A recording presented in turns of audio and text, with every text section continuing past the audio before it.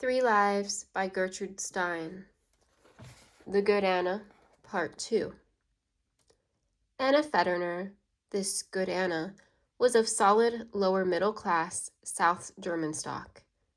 When she was 17 years old, she went into service in a bourgeois family in the large city near her native town, but she did not stay there long. One day her mistress offered her maid, that was Anna, to a friend to see her home. Anna found herself to be a servant, not a maid, and so she promptly left the place. Anna had always a firm, old-world sense of what was the right way for a girl to do. No argument could bring her to sit an evening in the empty parlor, although the smell of paint when they were fixing up the kitchen made her very sick, and tired, as she always was, she never would sit down during the long talks she held with Miss Matilda. A girl was a girl, and should act always like a girl, both as to giving all respect and as to what she had to eat. A little time after she had left the service, Anna and her mother made the voyage to America. They came second class, but it was for them a long and dreary journey. The mother was already ill with consumption. They landed in a pleasant town in the far south, and there the mother slowly died. Anna was now alone, and she made her way to Bridgepoint, where an older half-brother was already settled. This brother was a heavy, lumbering, good-natured German man, full of the infirmity that comes of excess of body. He was a baker, and married, and fairly well-to-do. Anna liked her brother well enough, but was never in any way dependent on him. When she arrived in Bridgepoint, she took service with Miss Mary Wadsmith.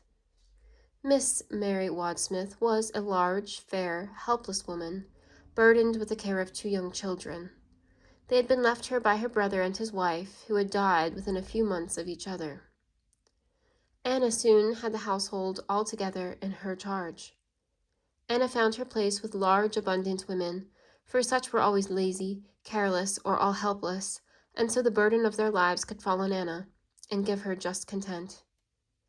Anna's superiors must be always these large, helpless women, or be men, for none others could give themselves to be made so comfortable and free. Anna had no strong natural feeling to love children, as she had to love cats and dogs and a large mistress. She never became deeply fond of Edgar and Jane Wadsmith.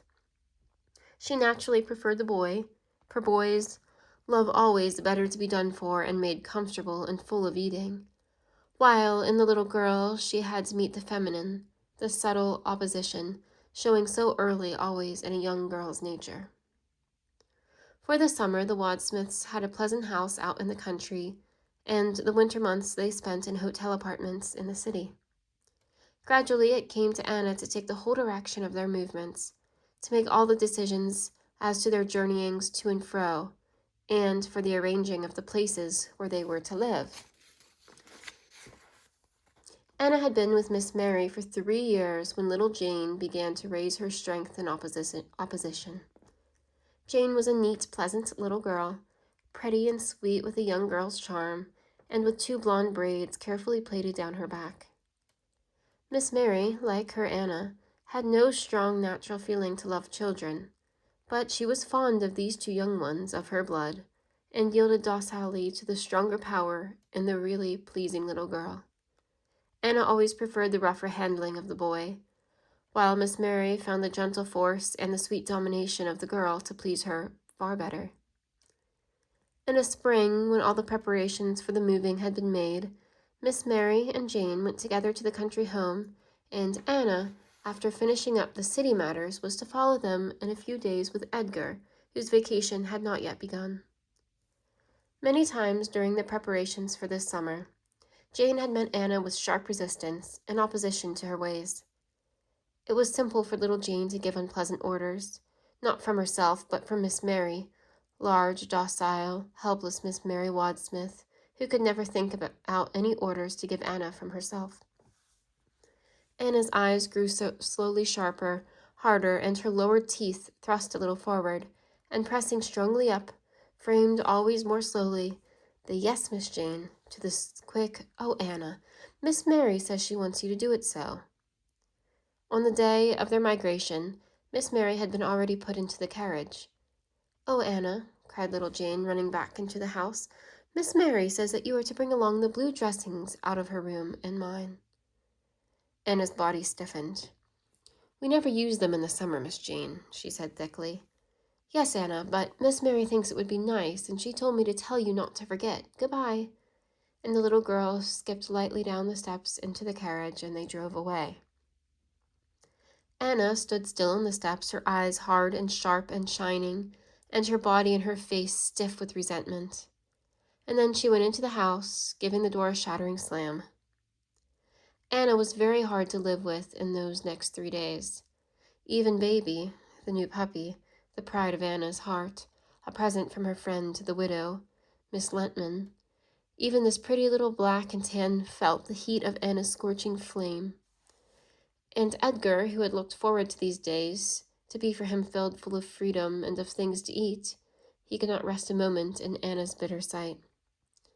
On the 3rd day, Anna and Edgar went to the Wadsmith country home. The blue dressings out of the 2 rooms remained behind.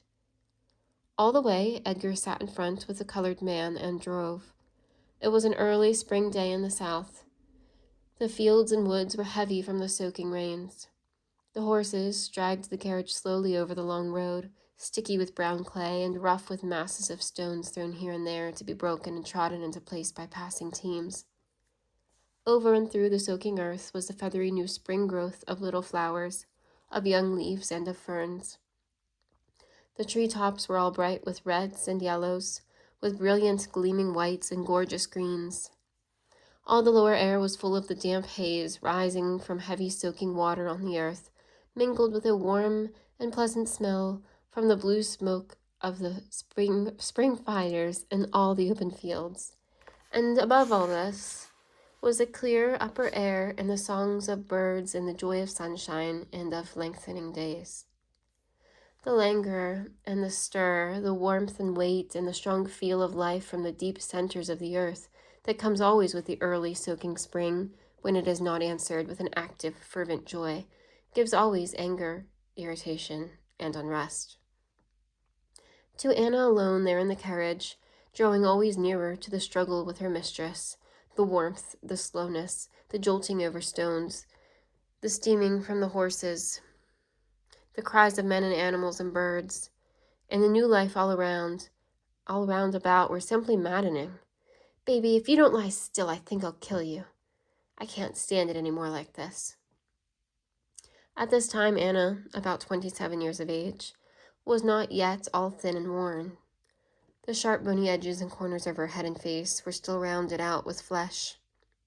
But already the temper and the humor showed sharply in her clean blue eyes, and the thinning was begun about the lower jaw that was so often strained with the upward pressure of resolve. Today, alone there in the carriage, she was all stiff and yet all trembling with the sore effort of decision and revolt. As the carriage turned into the Wadsmith gate, little Jane ran out to see. She just looked at Anna's face. She did not say a word about blue dressings. Anna got down from the carriage with little Baby in her arms. She took out all the goods that she had brought, and the carriage drove away. Anna left everything on the porch and went in to where Miss Mary Wadsmith was sitting by the fire. Miss Mary was sitting at a large armchair by the fire.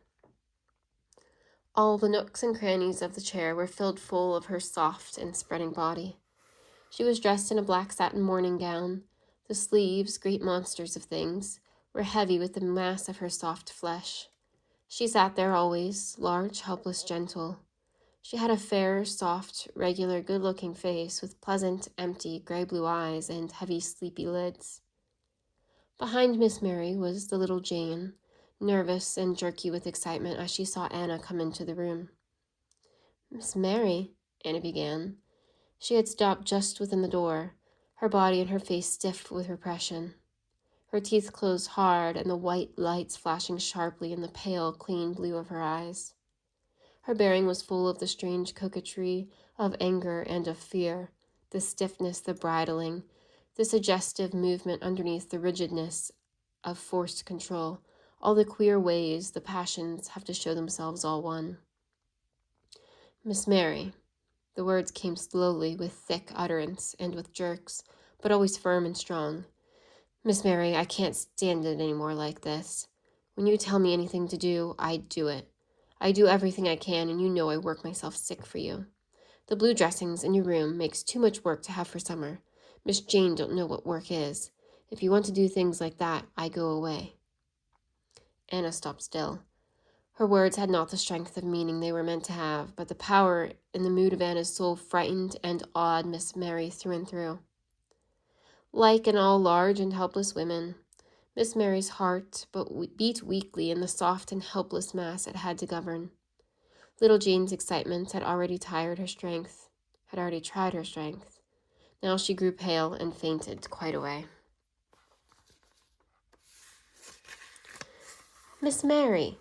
cried Anna, running to her mistress and supporting all her helpless weight back in the chair. Little Jane, distracted, flew about as Anna ordered, bringing smelling salts and brandy and vinegar and water and chafing poor Miss Mary's wrists. Miss Mary slowly opened her mild eyes. Anna sent the weeping little Jane out of the room. She herself managed to get Miss Mary quiet on the couch. There was never a word more said about the blue dressings. Anna had conquered, and a few days later little Jane gave her a green parrot to make peace. For 6 more years, little Jane and Anna lived in the same house. They were careful and respectful to each other to the end. Anna liked the parrot very well.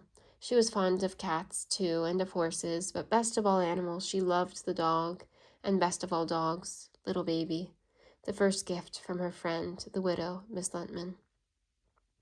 The widow, Miss Lentman, was the romance in Anna's life. Anna met her first at the house of her half-brother, the baker, who had known the late Mr. Lentman, a small grocer, very well.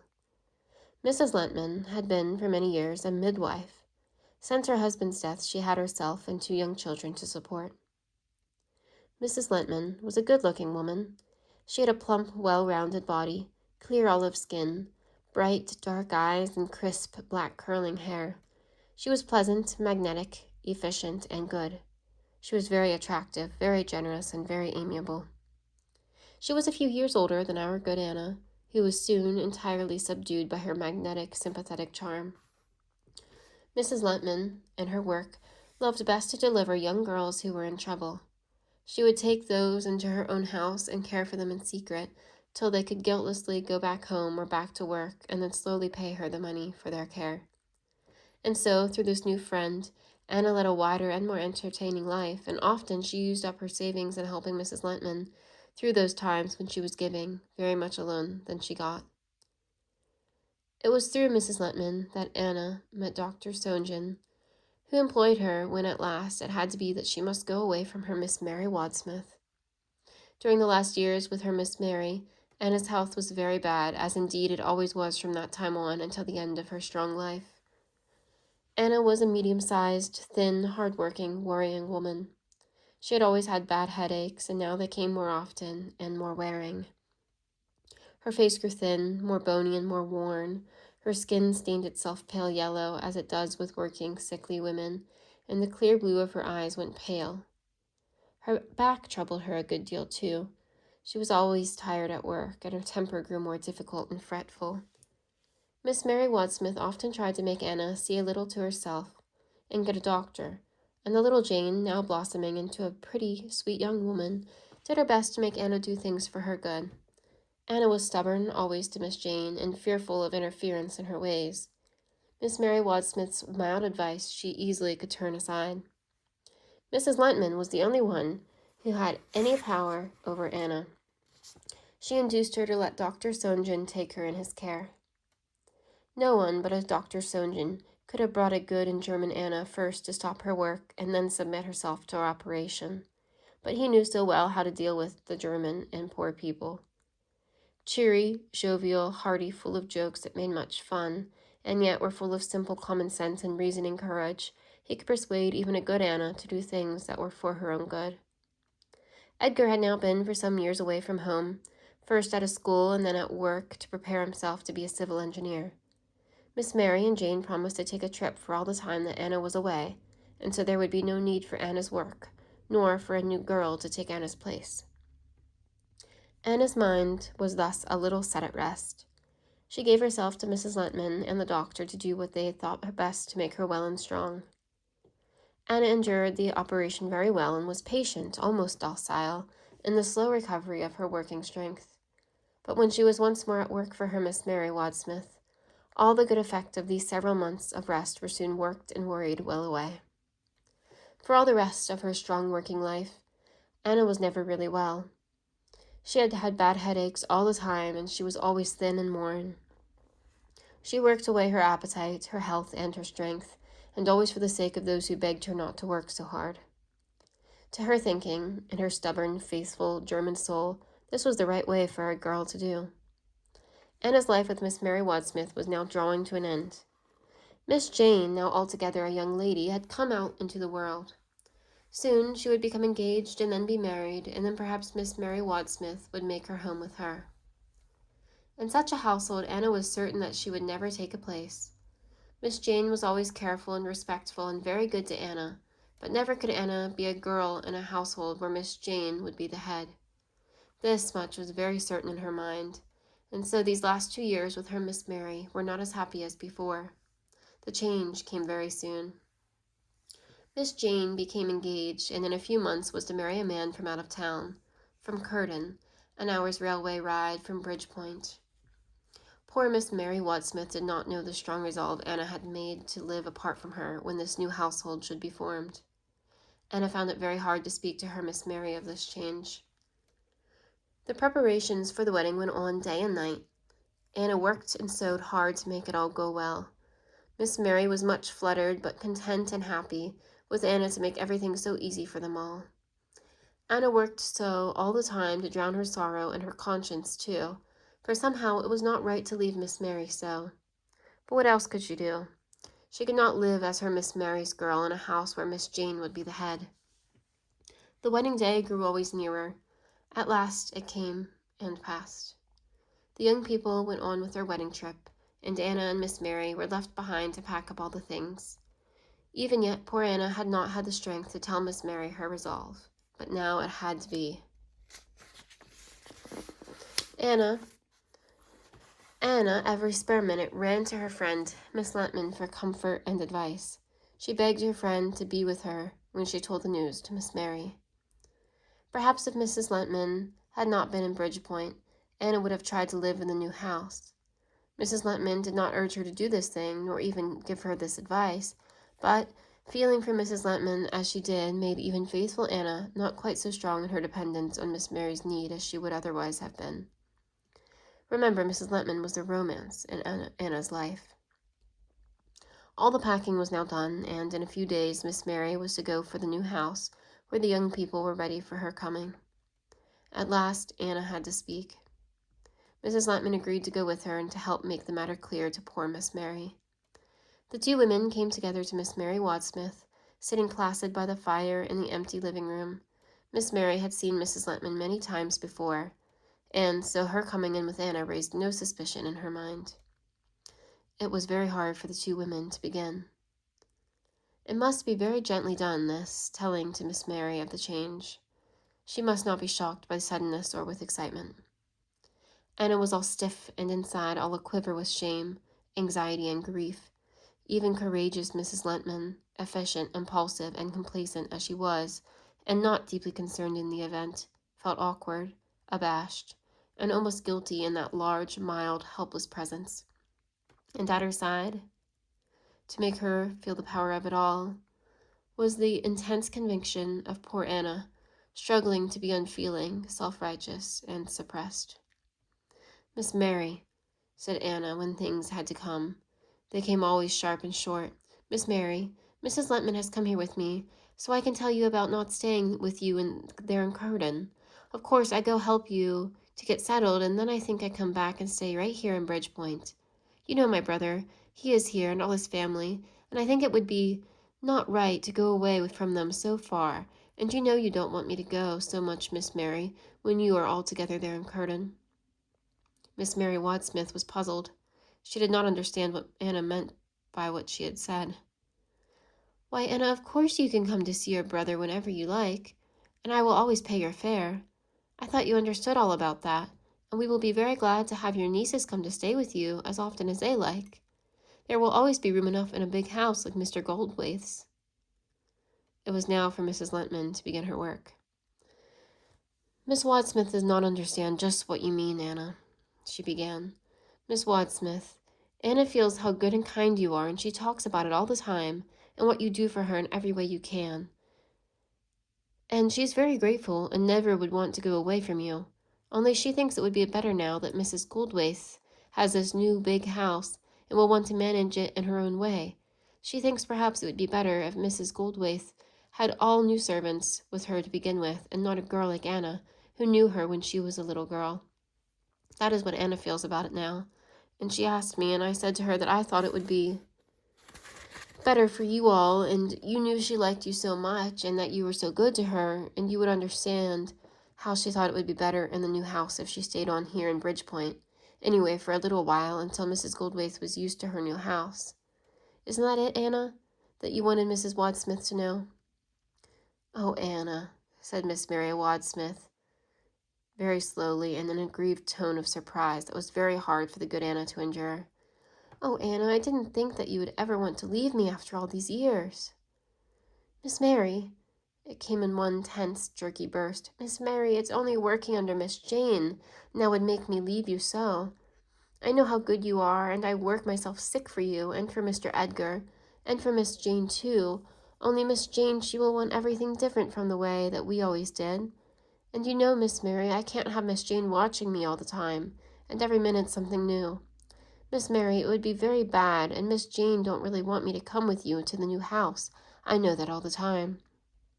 Please, Miss Mary, don't feel bad about it, or think I ever want to go away from you if I could do things right for you the way they ought to be." Poor Miss Mary.